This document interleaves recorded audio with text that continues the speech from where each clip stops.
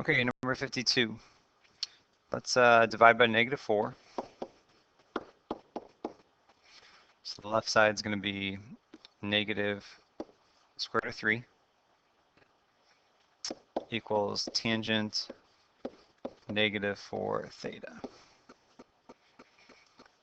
So this is another example where we have a multiple angle problem. That means that there's a number in front of the theta changing the period. So normally on the graph of tangent theta, it would be pi divided by b is the period.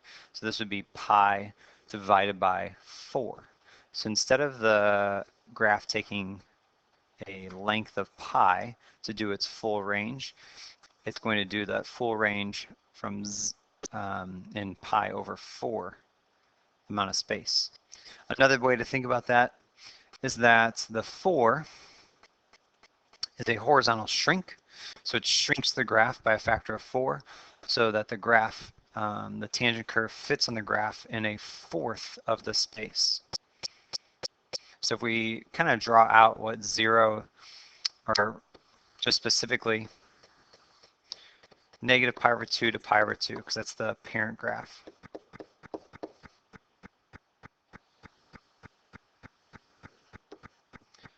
For the tangent function.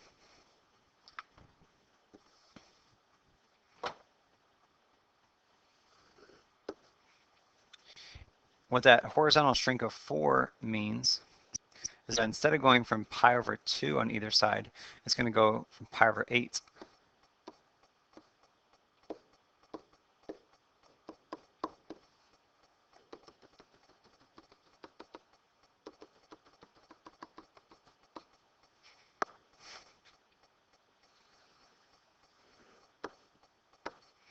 And it's going to do that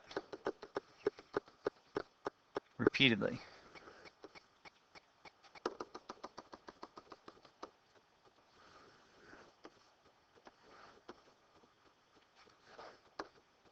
So from 0 to 2 pi, instead of tangent equaling negative root 3 twice, it's going to equal negative root 3 1, 2, 3, 4 times. And actually, I think it's going to be more than that. Should be 8 times. Yeah, I just drew this from negative pi over 2 to pi over 2. So normally from 0 to pi over 2, I'm going from 0 to pi. But 0 to pi over 2, my black curve would have not hit negative root 3 at all. But then from pi over 2 to pi, I would have hit it once. And then from 3 pi over 2 to 2 pi, I would have hit it once. So this 0 to 2 pi, this is really only a fourth of the range we're actually talking about. So you can see in the pink here, though, that I have 2 solutions in that fourth of a range. In other words, from my unit circle, if I know the tangent is equal to, I know the tangent's equal to negative root 3 at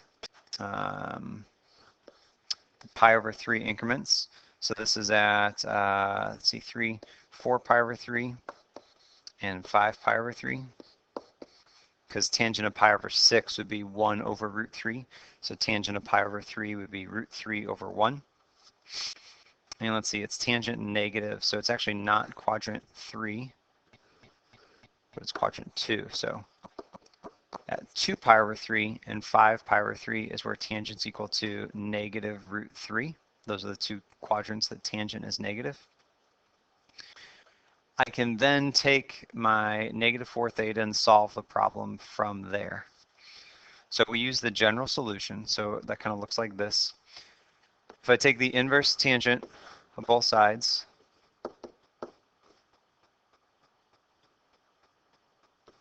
I don't know why I put parentheses around that -1, so I'm going to redraw that.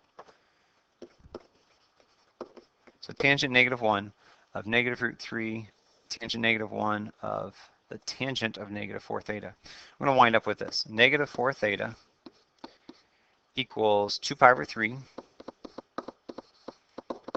plus pi n. When n equals 1, 2 pi over 3 plus pi, that's going to give me 5 pi over 3. So I don't have to have two separate general solution equations. 2 pi over 3 plus 2 pi n and 5 pi over 3 plus 2 pi n. I can just do 2 pi over 3 plus pi n, and that takes care of it. Then I want to divide by -4.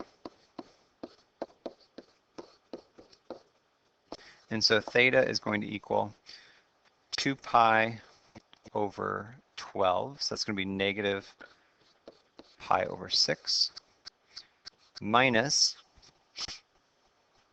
pi over 4n. I want to put those into common denominators.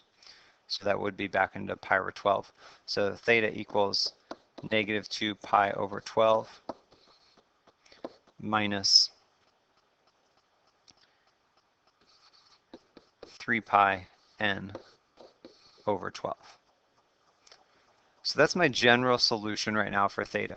I can use my general solution to get all the values of theta between 0 and 2 pi. Remember, on my graph, I'm looking at these areas circled in pink, and this was only 1/4 of my solutions. This was only from 0 to pi over 2. I need to go from 0 to 2 pi. So since there's normally two solutions on the unit circle, but we're doing a horizontal shrink, so we're shrinking this to 1/4 of the size. That means 4 cycles will fit in the same amount of space from 0 to 2 pi. So 4 cycles, 2 answers per cycle. There should be 8 total answers. You can get all of your answers by using your general solution. But again, I want to use 0 to 2 pi. If I let n equal 0, I have a negative answer. And if I let n equal 1, 2, 3, I'm going to get a bunch of different negative answers. So we're going to let n equal -1, -2, -3, -4, -5, -6, -7, and -8. Because n can be any real number. So for example, at n equals -1, theta of -1 is going to equal -2 pi over 12 plus 3 pi over 12, because it's -3 pi times -1, so plus 3, which is positive pi over 12. At theta of -2, when n is -2, so theta n equals -2, I have -2 pi over 12 plus -3 times -2 is positive 6, so plus 6 pi over 12 equals 4 pi over 12. At theta, when n equals -3, I have -2 pi over 12 plus -3 times -3, so 9 pi over 12 equals 7 pi over 12. And you can see the pattern. For this specifically, we're just going up by 3. So 1 pi over 12, 4 pi over 12, 7 pi over 12, 10 pi over 12, 13 pi over 12, 16 pi over 12, 19 pi over 12, 22 pi over 12, then I stop.